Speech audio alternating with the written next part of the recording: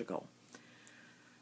And to this day, I cannot explain what we saw.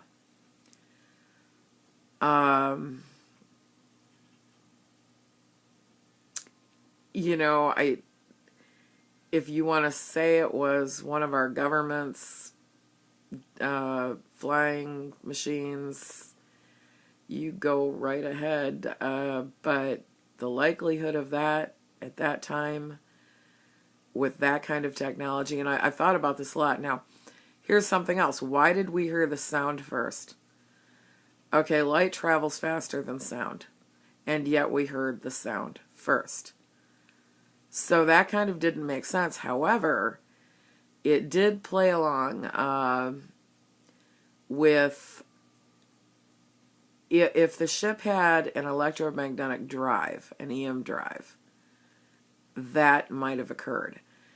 And I saw someone once on TV experimenting with an EM drive for a little model spaceship, and it made that sound. However, we heard that sound on a much larger scale. But that was odd because the sound came before we actually saw the ship overhead.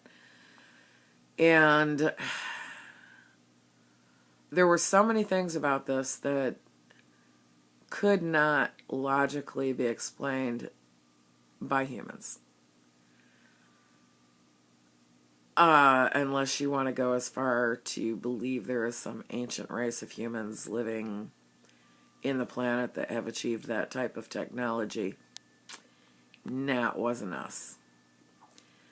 And we did have a couple of experiences after that I don't know if it was psychologically related to the initial sighting or if it actually had something to do with the initial sighting.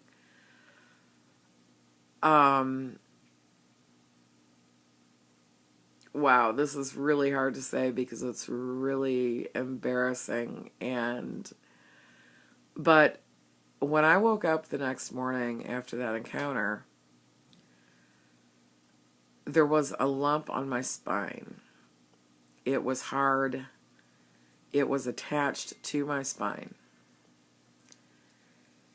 And I didn't have it removed till I was in my late 30s. And because it had started growing a sebaceous cyst around it.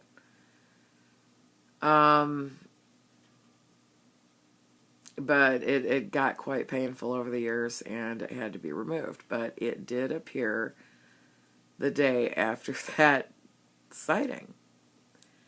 And a lot of other things happened as well, but that kind of feed into all of this. The day after the sighting, all right, I had been diagnosed as not being able to have children. And they'd done exploratory surgery, and I had had problems with my female parts all of my life, due, they think, to the temporal lobe epilepsy. They don't know what the relation is there. But I was told absolutely that I could not have children. I never had normal periods. Well, after that day and the lump appeared on my back, I began to have normal cycles for a while, which was glorious. And I also got pregnant. I wasn't being careful because I didn't think I had to be. They had said that my fallopian tubes were clubbed and scarred shut, and that even with surgery, there'd only be a 50% chance that I'd ever conceive a child. And yet, I didn't have surgery. I had a UFO encounter. But I am well aware, because I'm a very logical person, that it was probably coincidence. And the doctors had said that the area the lump had appeared on my spine was directly connected to the part of the nervous system that is responsible for reproductive organs. So that was kind of a coincidence as well. So I don't know. Yeah, and I did get pregnant shortly afterwards, and that's quite a story. I may tell that in a different video, or I may not. But yeah, I realized that was probably all coincidence. There was probably nothing to it whatsoever. But I just thought I'd add it, just in case. But the sighting with the ship was absolutely real. There were other witnesses. Can't explain it.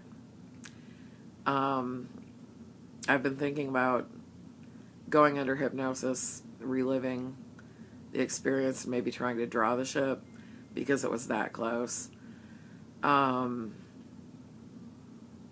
So, I don't know. We'll see if I do. Maybe I'll record it if I do. I don't know. So that's my UFO encounter. Can you explain it?